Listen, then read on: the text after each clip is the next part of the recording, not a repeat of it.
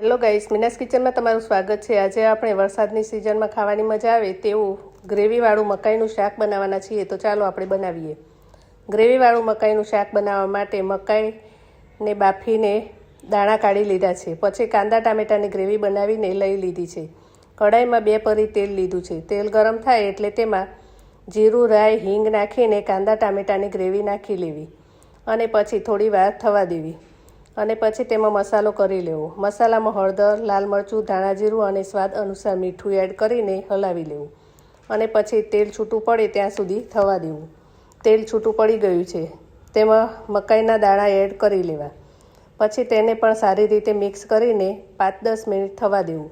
જો તમારે પાણી એડ કરવું હોય તો પણ કરી શકો છો, મેં પાણી એડ કર્યું નથી।